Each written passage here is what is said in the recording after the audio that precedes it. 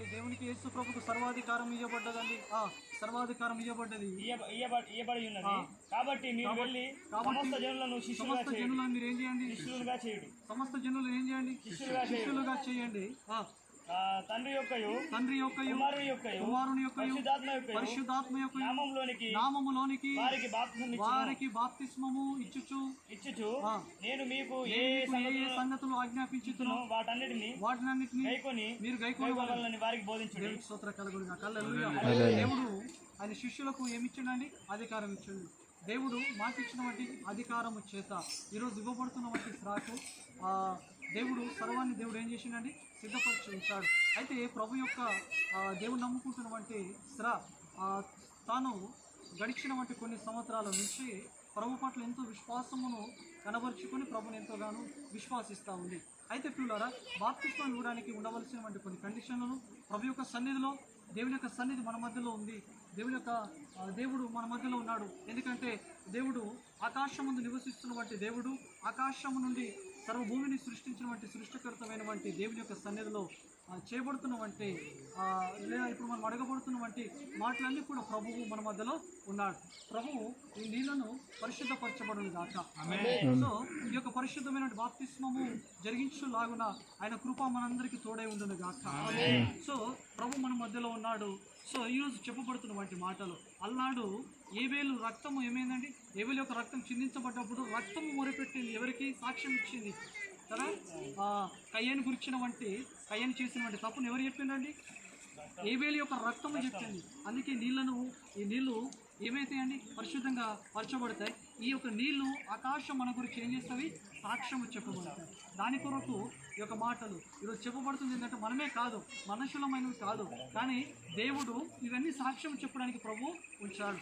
So కనుక ప్రభు నమ్ముకుంటున్నటువంటి శ్రావంతి దేవుని విశ్వాసిస్తున్న గడిచినటువంటి బహుశా అనేక సంవత్సరాల నుంచి ప్రభు పట్ల విశ్వాసం కలిగి ఉన్నాం. సో ప్రభుని ఎందుకొరకు నమ్ముకుంటున్నావు? ఒకసారి నీ సాక్ష్యము ప్రభుని ఎందుకోసం నమ్ముకుంటున్నావు అనేటువంటి విషయాన్ని, సత్యాన్ని ఒకసారి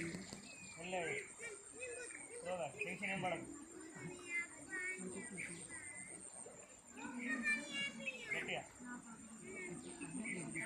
ధైర్యం చెప్పాలా?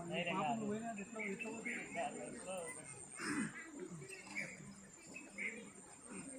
ప్రభుని ఎందుకొరకు నమ్ముకుంటున్నావు?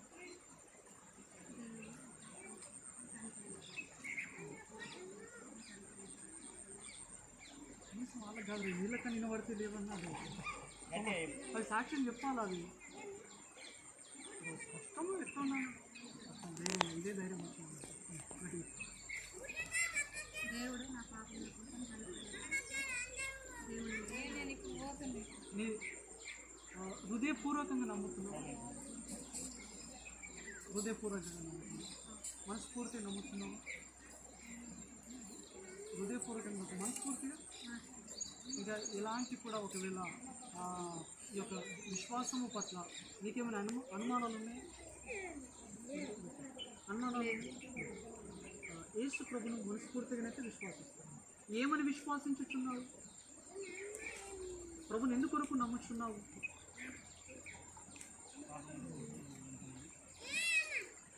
యేసు ప్రభును ఏమని నమ్ముచున్నావు? ఎందుకొరకు నమ్ముతున్నావు? యేసు ప్రభుని దేవుడని నమ్ముచున్నావా? అవును, యేసు ప్రభు నా యొక్క దేవుడని నమ్ముచున్నావు. యేసు ప్రభు నా యొక్క దేవుడని నమ్ముచున్నావా? యేసు ప్రభు నీ కొరకు ఏం చేసిండు? ఎందుకొరకు పెట్టిండు?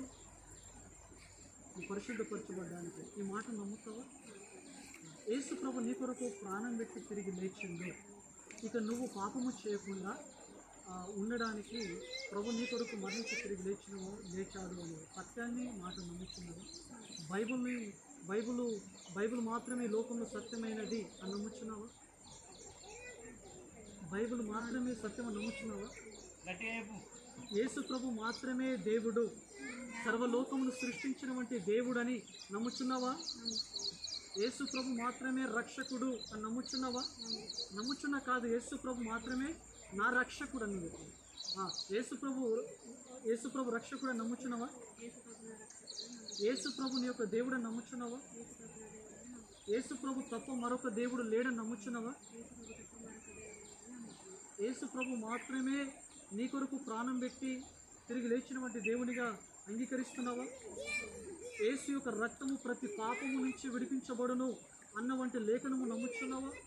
యేసు ప్రభు ద్వారా మాత్రమే నీ యొక్క పాపములు క్షమించబడ్డావు అని నమ్ముచున్నావా? నీ పాపములు మరి ఇప్పుడు ఒప్పుకొనిచున్నావా? ఏమని ఒప్పుకొనిచున్నావు?